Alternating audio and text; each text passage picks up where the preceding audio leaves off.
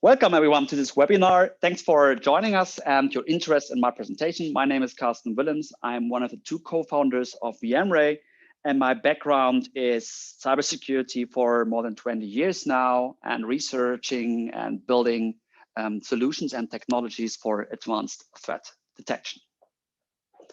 My presentation is going to cover 4 parts. So in the beginning, I'll start with talking a bit about why faster breach detection actually is necessary and what the impacts of it are.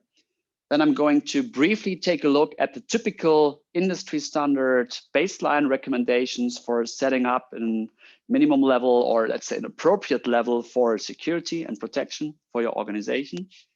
I will then cover and look into the remaining challenges, because as we see, even with all these baseline recommendations in place, we see breaches to happen, and we see a very high time or large time that it takes to actually detect breaches. And last but not least, I'm going to present you VMRay's supplementary approach, where you can leverage the best of breed advanced threat detection capabilities to close all the gaps in your organization at once. Okay, so typically there's a large amount of time that passes or elapses between an infection in an organization and its detection. And according to one recent report being published by IBM, the average time to detect the breach is around 200 days. And obviously, this time varies depending on the sophistication of the attacker, but also, of course, on the sophistication of the defender. And it also correlates to the industry and the region that you are in. But it is around 200 days, and that is a very, very long time. And if you have detected a breach, then the second phase of incident response starts, where the containment and remediation needs to be happening. And even that second phase takes around 80 days, according to that very same report. And obviously, these 280 days, they have a large impact on your organization. And the longer time it takes, the much bigger the damage and the costs for your organization are. And there are different cost drivers and cost factors. So number one, your business gets disrupted, depending on the business case or what you actually are doing. And may mean that you can no longer produce, no longer manufacture, no longer serve your clients, and you will have an immediate impact on your revenue. Secondly, second problem here is the loss of reputation. If customers, clients, vendors, suppliers, the stock market, if they lose trust in your organization, it is very costly and it takes a long time to get that back. And definitely reputation loss cannot be fixed within these 280 days. And this is a bit similar to the effects of incidents where actually intellectual property is stolen and, in the worst case, leaked to the public. Because if something gets leaked, if something gets available on the internet, it's impossible to get rid of it, right? But there are also more direct costs involved, like the costs required for internal incident response and remediation. And very often, in addition to your security team, you will also hire some consultants to help you and to assist you. And that can, of course, generate significant amount of costs. And in the same way, it will also create a lot of time required for handling all the communication. I mean, depending on the type of data that has been stolen, the type of data has been leaked, you may have to inform every single of your customers, your clients, your business partners. You have to do internal communication, external communication, communication with the regulatory agencies. And that brings me to the last point. Regulatory fines can be significant. I mean, even if you're only dealing with PII, so person identifier information, in the context of GDPR and other privacy laws, it can already pose tremendous fines for your organization in case of a breach. But if you are dealing with more sensitive data, let's just say medical healthcare data, or if you are operating in the critical infrastructure environment, the fines can be even much, much higher. Okay, so there are these industry standard recommendations for setting up an appropriate level of security of protection for your organization. And of course, there are different activities, different measurements, and depending on the size or depending on the maturity of your security organization, you can implement some of them or all of them. And it all starts with accepting that there will be a breach. There is no doubt about 100% security. That just doesn't exist. And the only important thing is to be prepared for the incidents and be prepared and be fast in detecting and responding. And I mean, these recommendations include having the right configuration settings, patching your systems, segmenting your organizational setup to limit lateral movement, pen tests and audits, as well as user awareness and training and phishing simulations have become de facto standard nowadays with mature organizations. Zero trust policy being implemented more and more. Don't trust anyone. And what we usually see at our clients is also a very layered security stack where they utilize many different security solutions, normally coming from different vendors to complement each other, but also being used as different layers on top of each other to make sure that an attacker not only has to get through one security barrier, but also has to pass different ones. And these different security solutions and tools need to be monitored and need to be maintained and managed. And that is normally happening by the SOC that handles level 1 and level 2. And the CERT or CCERT actually then is working on the level 3 incidents. And what we also see becoming more and more important is leveraging global threat intelligence, but also industry and vertical specific, as well as region specific threat intelligence. Because as we will see later in this presentation, a cyber attack in only very rare scenarios is targeted, but in most of the cases, most of the malware that we see on a daily basis tries to infect as many machines as possible, right? Within the shortest amount of time possible. And therefore, you can benefit a lot from threat intelligence, what they already have seen, what your peers already have seen, what others already have seen, and you can protect yourself by leveraging that data. Okay, so there are many recommendations here, and even with all of these security recommendations, all of these activities and things in place, breaches still happen. So why is that the case? What makes it so problematic that even with very mature security organization, a lot of tools being deployed, the right processes in place, and so on and so forth, still breaches happen and only get detected late? What is the reason for that? And as we see, as we know from our clients, as we know from many reports that have been published recently, the main cause for breaches still to happen is unknown malware and unknown phishing attacks. And malware, most of the cases, comes in form of ransomware, but we can generalize it to unknown threats, because as we will just see in a moment, an unknown threat requires totally different mindset and a totally different approach to being protected against than a known threat. I will just go back into that in a moment, but there are some other factors that make breaches more likely to happen and that also require us more time to detect breaches. One thing here is the expanding threat landscape. So nowadays, a cyber attack very often is a blended mix of different activities and different tools and technologies. And very often there is social engineering involved and there's malware involved. And there is a fake website involved to either steal your credentials or to give you a drive-by download or whatever. So it's no longer only a virus or a Trojan or a fake website, but it's a blended mix of different things here. And we also see a lot of threats no longer only going to desktop computers or servers, but we see threats going to IoT devices, with the threats going to mobile devices, and so on and so forth. So it is becoming a very complex and diverse threat landscape that changes in quality and of course also in quantity, and that makes it more problematic for us as the defenders.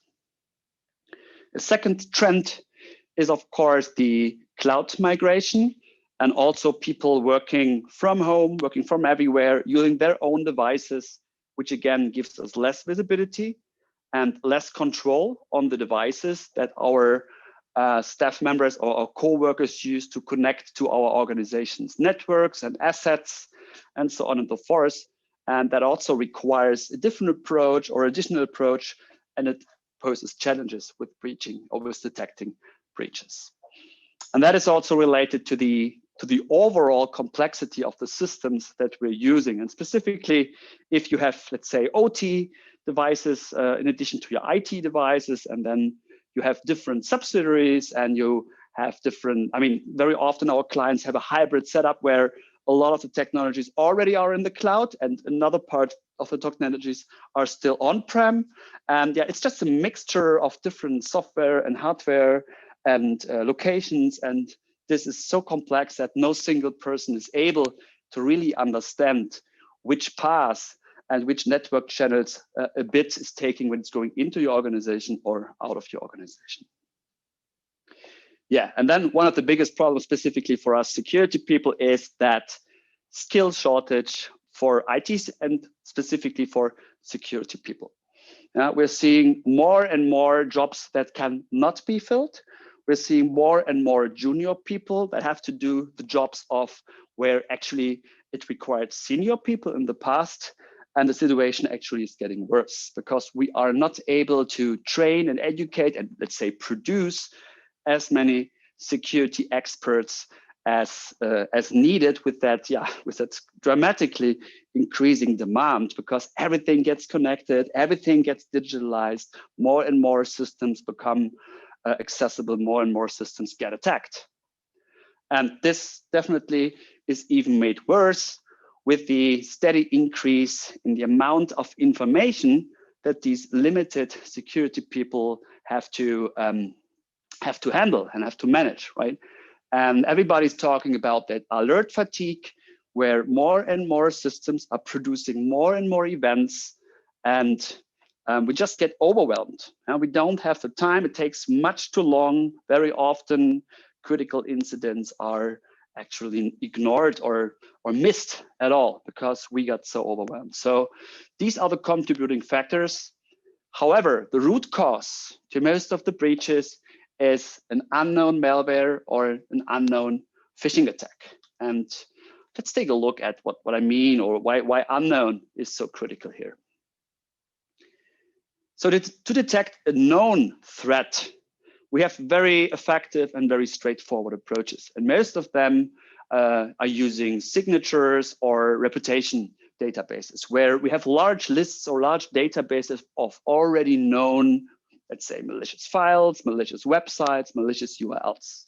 So this is pretty straightforward. And of course, this still can mean or can pose a big harm or big risk to your organization if you don't have the right solutions in place. But there are many solutions out there that can protect you against known threats. The problem and the challenge is the unknown. And very often when I'm talking to prospects, or someone has heard about VMRay and that we are very good with let's say, sophisticated and the most dangerous malware in the world, I talk to them and they say, Carsten, yeah, you may be the best for the most sophisticated malware in the world, but we don't care. Our problem is ransomware. Our problem is the stupid new undetectable form of malware that is not sophisticated, that is not targeted, that is just unknown. It's just new. Yeah?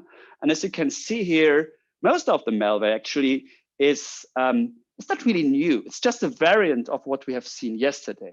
So it's only very exceptionally a new malware family comes up, at least if you take into consideration the amount of malware sample that we see on a daily single base, because yeah, depending on the source, we see between 400,000 and 1 million new malware files every single day. And of course, the majority is just a variant of what we already have seen yesterday that is coming in a new form. Because if it has changed its form through encryption, obfuscation, or some other form of polymorphism, the existing reputation databases and the existing signatures do no longer work. Yeah? Just because it looks different, it is unknown, and thus it cannot be detected. And in the same way, most of the malware that we see is not targeted. Yeah? It is just trying to infect as many machines as possible because it wants to maximize its ROI until all the different security vendors have created their signatures and their detection mechanisms. So most of the malware is not targeted, and it's only a small fraction that is semi-targeted for, let's say, targeting a specific region or targeting a specific vertical or an organization, and only the smallest possible amount of malware is actually targeting one specific individual. And normally there's always a nation state actor behind these complex and very selective threats. And last but not least, there's the third dimension. Most of the malware is simple. It's not sophisticated because you don't need to be sophisticated to overcome most of the security solutions in the window of vulnerability that usually exists when something is fresh, something is new, something has not seen before in this particular form. So while there is sophisticated malware, and again, very often this is used by the nation state actors, not by normal criminals, but most of the malware is pretty simple, pretty stupid. But the problem here is that not only the targeted, not only the sophisticated, not only the new family means risk for your company, but just the simple fact that it's unknown means that with these straightforward approaches of most of the security solutions, you cannot detect it. And therefore, that's a big problem. And that's the problem why these breaches still happen. Because for detecting the unknown, you need something else. You need something that is more complex, that is probably takes more time, and that goes the extra mile. And that is what we call the advanced threat detection or advanced threat protection solutions that do more than just checking signatures, than just relying on reputation data, or that only apply some advanced heuristics. And over the years, different approaches have been invented to detect unknown. So still today, a lot of vendors apply heuristics and some statistics-based anomaly detection methods to detect things that look suspicious. So if there are, let's say, if it's an office document or an executable where there are certain parts, certain objects, certain entities, certain values in specific header fields that look suspicious, that look fishy, then they can trigger an alert, and they, by doing this approach, they can detect unknown stuff. The problem is that the same methods very often are used by legit software to protect itself against, let's say, piracy, copyright violations, digital rights management, and so on and so forth. And very often the same script language code from within macros is used for benign applications that is used by malware for doing some harmful stuff. And that means if you, these solutions, very often you have to balance out a high false positive rate versus a high false negative rate. And unfortunately, both means a big problem for productivity and availability of solutions.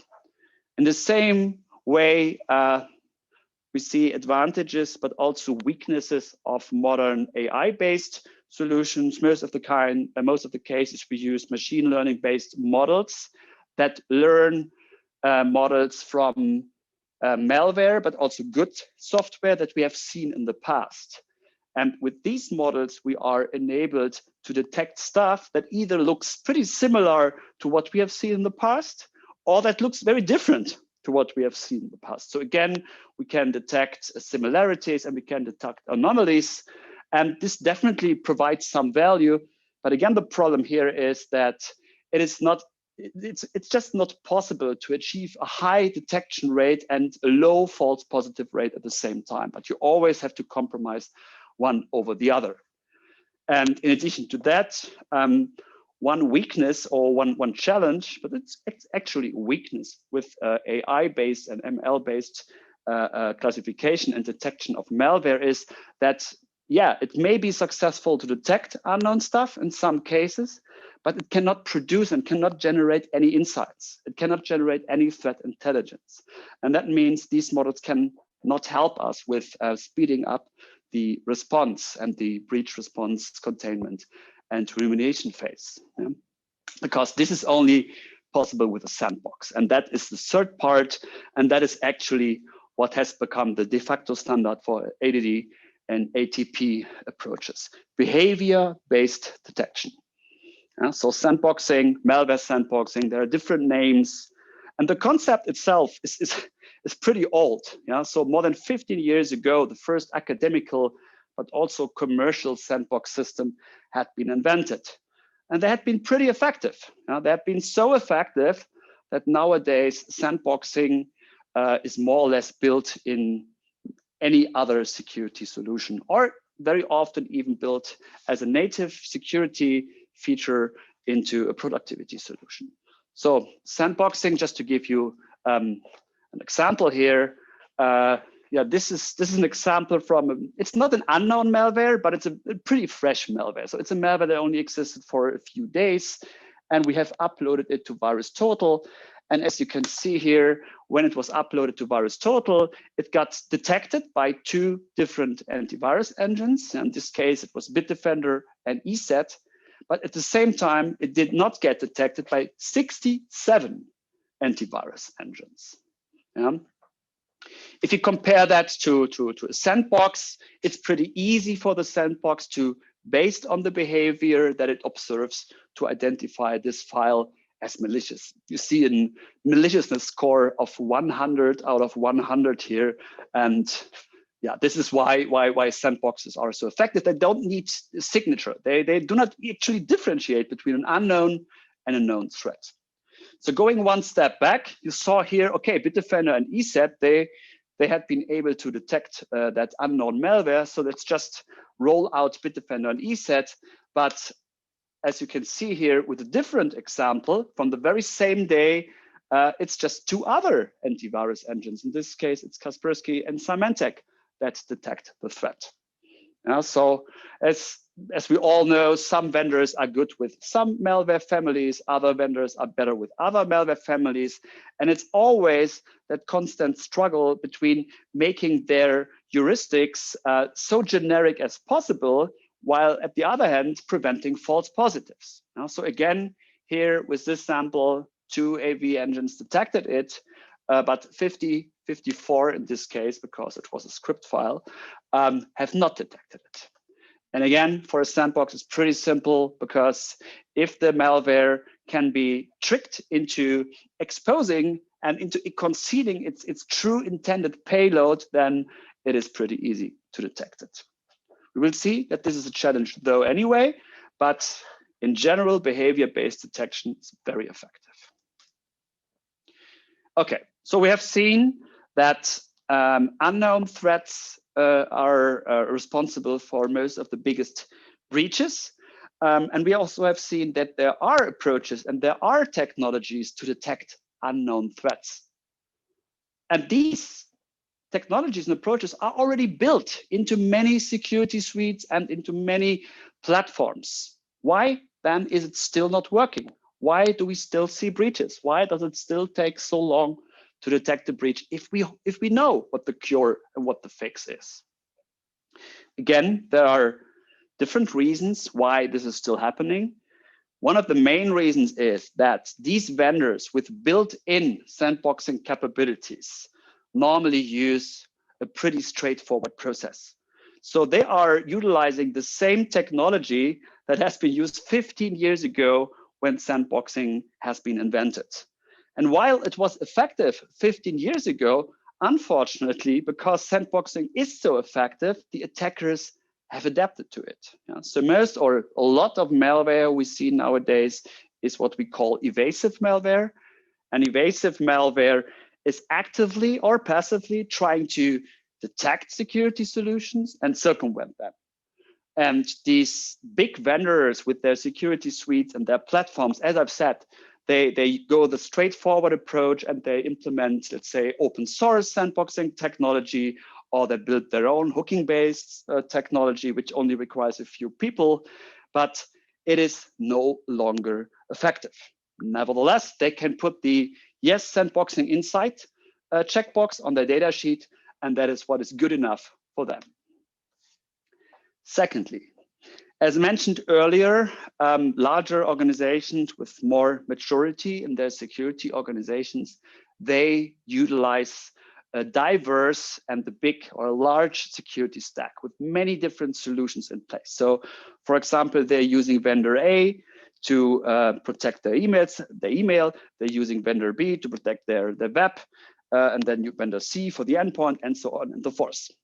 And all of these tools have a different sandboxing component or ATD engine built in. Yeah, so they, of course, they have different efficacy, they have different output, if there is any output anyway, right? Because most of the built-in ATD engines just give you a thumb up or a thumb down. And this varying efficacy and that varying output format and data means that the different security people inside your organization that manage and rely on the different tools, they all have different information. And they are making and basing their assumptions on different information and on different data. And that, of course, slows down and irritates and confuses communication and collaboration. And that is the enemy of being fast and effective and efficient. Then, very often what we see is a very misbalanced focus or misbalanced attention that our clients are posing on the different attack vectors that may eventually lead into their organization. Because, I mean, we are all facing that eternal dilemma between attackers and defenders, where the attacker only needs to find one single way into your organization or into your castle, whereas the defender needs to close all the gaps. He needs to think about all different possibilities of breaking into your organization. And thus, what we see is a lot of intention that our clients are putting on email security, but sometimes they're not putting the same effort on web security, cloud security, endpoint security, and so on and so forth. So it doesn't matter if you are 100% safe in one area, but the back door is just not locked up, right? So blind spots also pose a problem that even with a good security solution in one place, by just not having a good security solution in another place, it means that you may get breached. Yeah, then these security suites and platforms with built-in sandboxing technology, of course, the sandbox to them is only one out of many, many features and out of many functionalities, right? And these vendors all the time, and they have to, right? Because that's their business model, right? They compromise security over feature breadth because their clients want feature A, B, C, D, E, F, G, and ATD is just one out of many.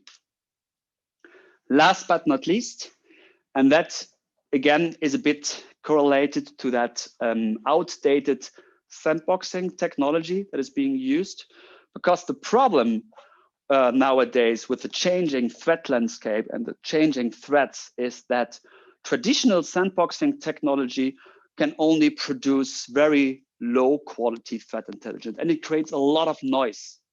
Because eventually sandboxing has been invented when every single threat was an executable file for Windows. Yeah, but nowadays, malware is normally coming in form as of a document, of a script language, of a website, but it's no longer an executable and also no longer only Windows. And that means when these old sandboxing technologies are applied on analyzing and detecting today's threats, you will get a lot of noise. And this noise and this low quality threat intelligence prevents you from automating things, because you cannot automate if the data is bad. Yeah? Then we will make a lot of bad decisions. The wrong websites, the wrong files will be blocked, and that will dramatically impact the productivity of your organization. Okay, so now this is what VMRay proposes, and as you will see, it is not our invention. It is something that, for example, companies like Gartner has been evangelizing and pitching for quite a long time, and that is the supplementary approach.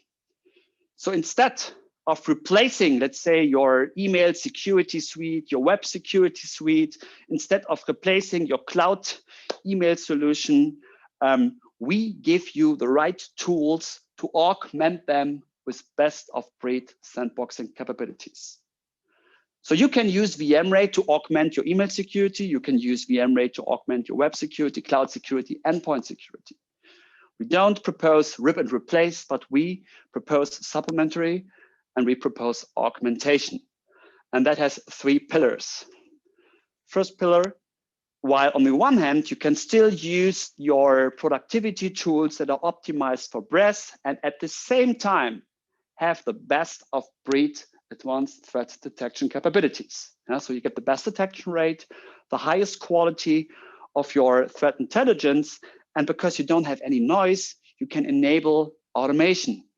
And that is the biggest enemy of alert fatigue and of skill shortage. In addition to being able now to use best of breed, you can also keep the solution that you already selected, rolled out, and trained your staff on. So you can protect the investments you made in the past by not being forced to replace, let's say, an email security solution that only comes with weak detection capabilities for unknown threats.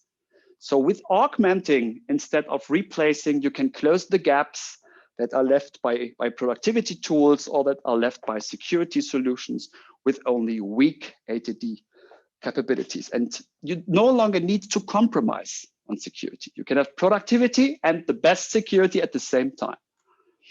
And last but not least, by not only using the best of breed sandbox for email, or not only using it for, let's say, protecting your cloud applications, no, by being able to apply the best of breed sandboxing technology everywhere in your organization, you can not only close one gap, but you can completely remove blind spots. And you can provide a holistic view to your security team and to your security organization. And by making real-time, high-quality threat intelligence available to everyone, and by providing the same information and intelligence to everyone at the same time, you can dramatically increase the collaboration and cooperation velocity. And that, of course, eventually finally leads to faster detection of breaches and faster incident response. And as I've said earlier, the supplementary approach is not our invention. It is something that is proposed by other companies as well. And most prominently, this is Gartner, which, for example, when they talk about email security, they are giving exactly that same advice. Keep your suite, keep your platform, but put the best of breed supplementary solution on top of it to close the gap. Because the underlying assumption that everybody understands is that these big vendors and the native security mechanisms that are built in, they are not optimized for security. They can't. They are optimized for breadth. They are optimized for all the different things that a typical SEG, for example, is providing. And they cannot be laser focused. They cannot be the most effective ones against unknown threats. Okay, best of breed, just a few words on that. So VMRay, our company, we started as a standalone sandbox solution for certs, for incident response, and for digital forensics. And we just realized in the same way as our clients did that the very same technology should be made usable, should be made applicable to not only use VMRay after an incident has happened, but already use it before an incident has happened. And since we want to continue focusing on detecting unknown threats instead of building full security suites or productivity tools, we make everything, we make a lot of effort in providing our clients the opportunity to augment whatever they have in place with the best of breed sandboxing capability. So you can see here, our clients can use VMRay for augmenting the email security solution, the web security solution, the endpoint security solution, and they can use it inside their security teams as a standalone sandbox connected to their SIEM, their SOAR, and more of our clients are also using VMRay for automatic alert validation. For example, for providing an abuse mailbox. That takes a lot of the workload from a security team and makes that team much more effective and efficient, and allows them to really focus on what requires their attention instead of being overwhelmed with billions of alerts that are being generated everywhere. So VMRay gives you the opportunity to use, on the one hand, the best of breed sandboxing technology. Secondly, to use it everywhere in your organization. And last but not least, not by replacing what you already have in place, but by augmenting other security tools of your stack. If you're interested in that, or further interested in that supplementary approach, just check out one of our latest webinars that we did together with one of our clients, Valvoline, where they leveraged VMRay to augment their existing endpoint security solutions. And their overall objective as well was to reduce the alert fatigue, because they are struggling in the same way as everyone is with that problem of skill shortage, and that high demand for well-trained expert security people. Okay, so this is more or less what I wanted to tell you today. Let's just summarize. Breaches happen, and it is essential and it is critical to be as fast as possible in detecting a breach and responding to a breach. And there are a lot of security recommendations that are more or less industry standard, how organizations can create a minimum level of protection and security that corresponds to the size and the importance of their organization. And even with all of these recommendations in place, breaches happen. And even then, it takes up to 200, no, sorry, not up to, but on average, 200 days to detect such a breach. And the main cause for that is not the known stuff that needs to be kept out, but the main cause is unknown threats, such as ransomware that is coming in a new form, in a variant, or phishing website that is being used for the first time. And while we have pretty effective, straightforward solutions for detecting known threats, we also have, since 15 years, effective approach to detect unknown threats. And that is advanced threat detection, or sandboxing, how we call it. The problem, or let's not say the problem, I mean, since sandboxing has been so effective, it is nowadays being used everywhere. It is more or less a built-in native security feature of productivity tools, but also of other security solutions. The problem is that because it is so widely spread and so widely used, the attackers have adapted. So a lot of malware nowadays is trying to detect and evade a sandbox. And if you are relying on 15-year-old technology, then you're lost, because it's pretty simple today for malware to detect such solutions. But since these security suites and productivity tools are not optimized for advanced threat detection, but instead they're optimized for breadth, for feature richness, they are leveraging and they are using outdated sandboxing technology because it's easy to implement. You only need a few people, right? It's simple to do, but it's not effective. And therefore, our approach and what we give to our clients to make them more effective in terms of security and in terms of detecting breaches faster is the supplementary approach. So you can use VMRay as an best of breed ADD capability, and you can augment your existing solutions with VMRay. You can close the gap that are left by these solutions. And you cannot only do it with one of your security tools, but you can use it everywhere. And by applying the best sandbox possible everywhere, you not only close one gap, but you close all the gap, you remove the blind spots, and you enable your team, because normally you have different teams working on different parts of security in your organization. And by having this holistic view and this central platform, you enable them to collaborate and cooperate. And what you get from that is, I mean, obviously a faster breach detection and response, and that means dramatically reducing the risk. Secondly, you don't have to rip and replace the security tools or productivity tools that are already in place, but you can augment them. And by that, you maximize the ROI and secure the previous investments. And last but not least, by giving the best detection capabilities that produce high quality threat intelligence with no noise, you enable automation and you enable collaboration. And that makes your security team much more effective. And it means they can, instead of being overwhelmed by alerts, they can focus on what really requires their attention. And that maximizes the efficacy of your security operation. Okay, thank you very much for your attention and your interest in this presentation.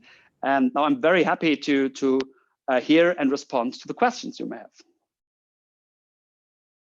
Don't you think the supplementary approach that you are proposing is going to be obsolete in a few years from now? Well, of course, we hope that the large industry players and the platform vendors will raise the bar and make it harder for attackers to evade and get through them. But I mean, we have seen that eternal fight between defenders and attackers since computer systems or since security industry actually started to exist. And as you know, I mean, innovation is always coming from these smaller and more agile players, and you need to be laser focused to constantly keep track and keep up with the ever-changing threat landscape and with the attackers behind. And I mean, after all, these large industry players, they just have different priorities. As I've shown in my presentation, they are optimized for breadth and for feature richness, while as we are, as a best of breed vendor, are optimizing on security. We don't compromise security. Yeah? Okay, next one. Your technology is sandbox based. Aren't sandboxes an old technology? Well, the concept of sandboxing, that is actually behavior-based threat detection, it's a 15-year-old concept. I mean, like many things in computer science, like many things in information technology, it's a proven approach. But because it has been proven, because it's so effective, the attackers have adapted to it. So if we were still using the same technology for sandboxing as we used 15 years ago, we see that it no longer works because it gets evaded and evaded and evaded. So it is an old concept, but there have been different evolutions or different evolution of technologies. And actually, my co-founder and myself, we have a proven track record in building new technologies that attack the weaknesses of former approaches. And we will continue to innovate. But what VMRay has today, our hypervisor-based approach that had two design principles. So number one, we want to be invisible to a malware, or we want to be invisible to an attacker. And number one, we want to be scalable by leveraging these microprocessor features that were eventually invented for cloud computing, but we now leverage it for security and making it scalable. What is your view on the involvement of the threat landscape? What's the next big thing?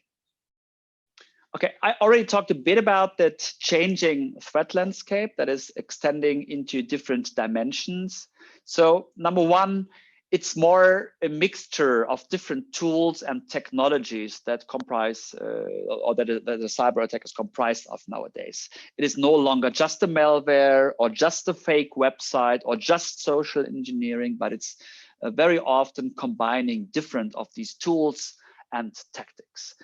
Secondly, we see different types of systems being attacked. It is no longer only the desktop computer or only the server that is being attacked, but attackers are going for your devices, for IoT devices, for your mobile devices, for OT. They're going for your cloud infrastructure and so on and so forth. So it is, to summarize, it is a much more diverse and much more complex threat landscape. And that makes it even harder to counter and even harder to detect an incident. Okay, this is all the time we had for questions. Again, thanks to everyone who attended this webcast. And please follow us on LinkedIn or just check out our website, www.vmray.com, for more information. Thank you.